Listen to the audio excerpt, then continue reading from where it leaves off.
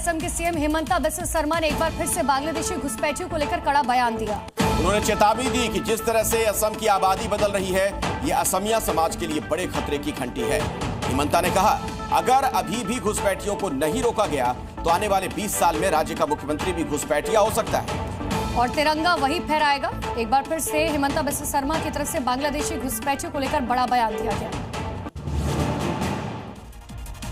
असम के मुख्यमंत्री हिमंता ने कहा कि अगर राज्य में घुसपैठियों को नहीं रोका और अब भी घुसपैठ के खतरे पर चुप रहे तो 20 साल बाद असम में राष्ट्रीय ध्वज कोई घुसपैठ के समूह का मुख्यमंत्री फहराएगा। हिमंता का दावा है कि कुछ ही सालों में असम की डेमोग्राफी इस तरह बदल जाएगी कि मुख्यमंत्री भी घुसपैठियों के समुदाय से होगा। ये पहली बार नहीं है जब हिमंता बिस्वा शर्मा घुसपैठ के मुद्दे पर मुखर रहे हो। इससे पहले भी वो लगातार असम में बांग्लादेश से हो रही घुसपैठ को बड़ा खतरा बता चुके हैं। साथ ही असम से कई अवैध बांग्लादेशियों को वापस भी भेज चुके हैं।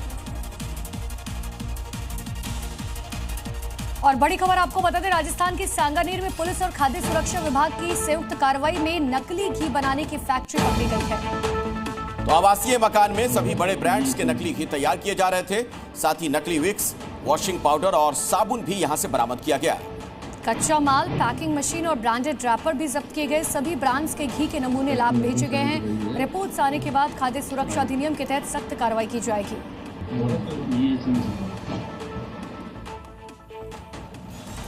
ये खबर उत्तर प्रदेश से है, जहां फर्रुखाबाद जिला भी बाढ़ से प्रभावित है। लोग परेशान हैं, लेकिन यहां के सांसद मुकेश राजपूत ने बाढ़ को लेकर एक अजीबोगरीब बयान दे दिया। फर्रुखाबाद में गंगा का जलस्तर लगातार बढ़ रहा है। गंगा खतरे के निशान से ऊपर बह रही है। जिले की 3 तहसीलों के 60 के करीब गांव बाढ़ से बुरी तरह से प्रभावित हैं। लोग परेशान हैं, जनजीवन अस्त व्यस्त हो चुका है।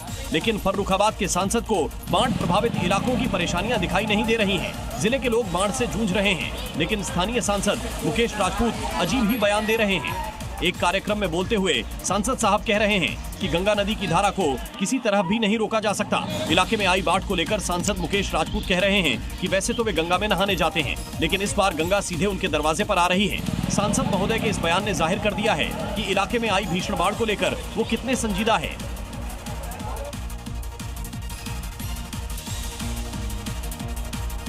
और दिल्ली से आ रही बड़ी खबरों पर एक नजर डाल लीजिए। पिछले कुछ दिनों से लगातार राजधानी दिल्ली में हो रही भारी बारिश के चलते यमुना नदी का जलस्तर काफी बढ़ चुका है, जिससे एक बार फिर से दिल्ली में बाढ़ का खतरा मंडरा रहा है।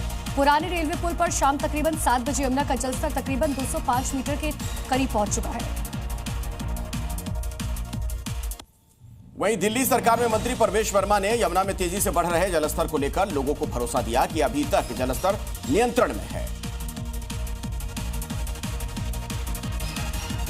दिल्ली के शिक्षा मंत्री आशीष सूद ने शुक्रवार को जनकपुरी विधानसभा में अभिभावकों के साथ एक पेरेंट्स टाउन हॉल नामक संवाद कार्यक्रम आयोजित किया, जिसमें उन्होंने दिल्ली स्कूली शिक्षा विधेयक के फायदों के बारे में पेरेंट्स को जानकारी दी।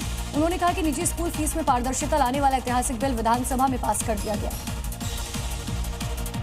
उत्तर पूर्वी दिल्ली के वेलकम थाना क्षेत्र में स्वतंत्रता दिवस की शाम एक दर्दनाक हादसा हो गया, जिसमें पतंग पकड़ने की कोशिश करते हुए 7 साल का बच्चा नाले में गिर गया। सूचना मिलते ही पुलिस दमकल की टीम ने रेस्क्यू ऑपरेशन शुरू किया, लेकिन बच्चे का कुछ पता नहीं चल सका। अंधेरा होने के चलते रेस्क्यू ऑपरेशन को रोकना पड़ा, जिस पर सीलमपुर से आम आदमी पार्टी के विधायक चौधरी जुबैर अहमद ने नाराजगी जताई। स्वतंत्रता दिवस के अवसर पर शुक्रवार को दिल्ली के शॉ ऑडिटोरियम में खंडेलवाल वैश्य संगठन के द्वारा भव्य आयोजन किया गया। इस वार्षिक महोत्सव के दौरान कलाकारों के साथ ऑपरेशन सिंदूर पर बेहतरीन प्रदर्शन किया गया, जिसमें पहलगाम आतंकी हमले को दर्शाया गया। इस दौरान Delhi police joint commissioner Rajnish Gupta और विधायक विशेष रवि कार्यक्रम में शामिल हुए। कलाकारों को सम्मानित किया गया।